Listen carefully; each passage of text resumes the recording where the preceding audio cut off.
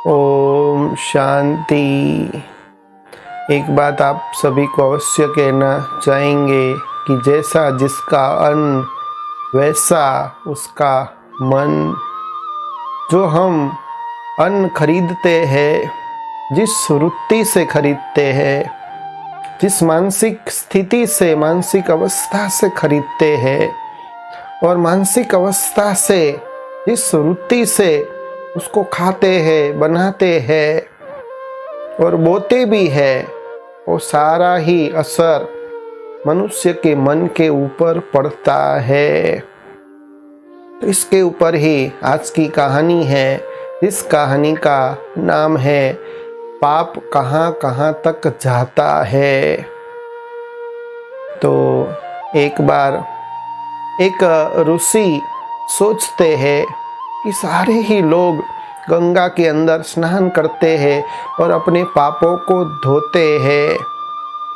तो सारे ही लोगों के जो पाप है वो गंगा में समा जाते हैं। तो इसका मतलब ये हुआ कि गंगा वो पापी हो गई। तो ये जानने के लिए कि पाप कहाँ कहाँ तक जाता है, इसलिए वो ऋषि तपश्चर्या करते हैं, जिससे देवता उत्पन्न होते हैं, प्रकट होते हैं। और फिर वो ऋषि वो देवताओं को पूछते हैं कि हे भगवान, आप बताइए कि सारे ही लोग अपने पापों को गंगा के अंदर धोते हैं, तो जिससे गंगा पापी हो गई ना। तब वो देवता कहते हैं कि चलो हम गंगा जी को ही, गंगा माँ को ही ये प्रश्न पूछते हैं। तो देवता और ऋषि दोनों ही गंगा मैया के पास जाते हैं और कहते हैं कि लोगों का जो पाप है आपके अंदर समा जाता है, तो आप पापी हो गए ना। तब गंगा मैया, गंगा जी कहती है कि नहीं, मैं तो सारा ही पाप सागर को अर्पित कर देती हूँ।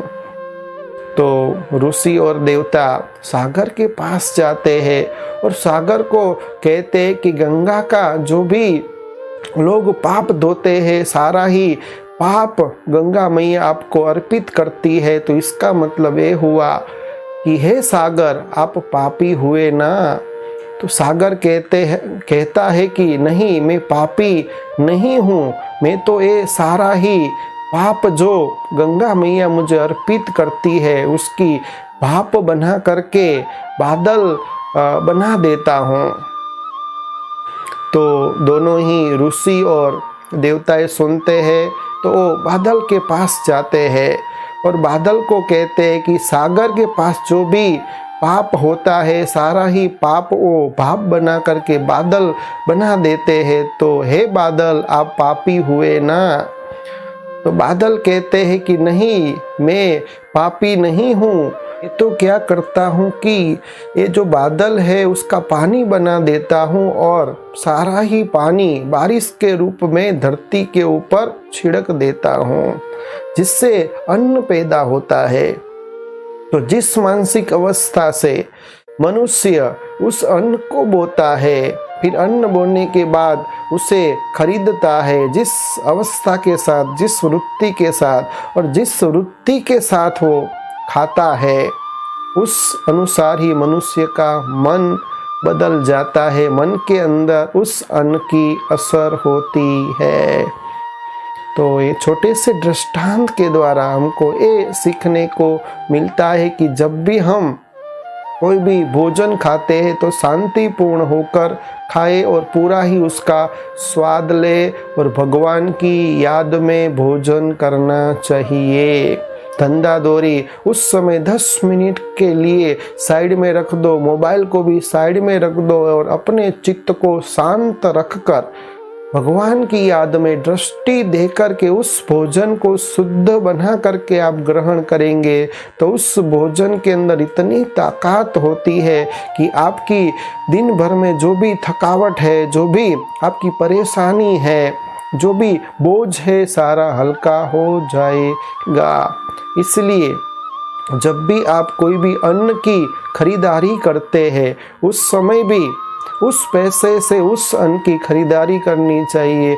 जो पैसा, जो धन आपका शुद्ध होना चाहिए, पवित्र होना चाहिए, अपने मेहनत का होना चाहिए। किसी का खींचा हुआ या किसी के पास लूट करके, चोरी करके या बेईमानी का धन इकट्ठा करके आप भोजन खरीदेंगे, अन्न खरीदेंगे, तो वो अन्न आपके मन को कभी भी शांति सुख दे नहीं सकता है।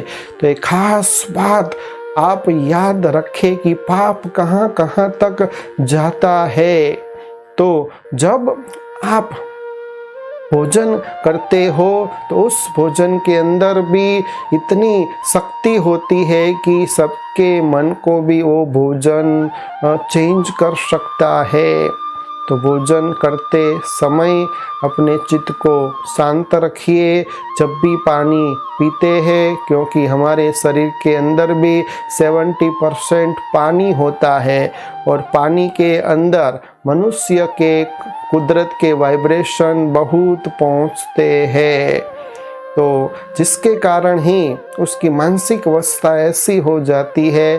तो पानी को आप चार्ज करके, दृष्टि दे करके परमपिता परमात्मा की स्मृति रखने के बाद 5-7 सेकंड उसे दृष्टि दे, परमात्मा की शक्ति उसके अंदर भरेंगे तो पानी आपका चार्ज हो जाएगा और भोजन भी आपका शुद्ध हो जाएगा। उस शुद्ध भोजन और चार्ज हुआ पानी भी आपके शरीर को सदा सदा के लिए स्वस्थ बना देता है, निरोगी बना देता है।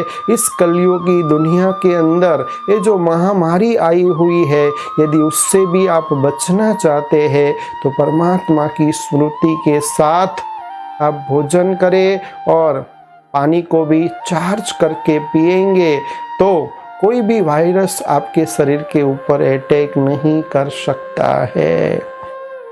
अच्छा, ओम शांति।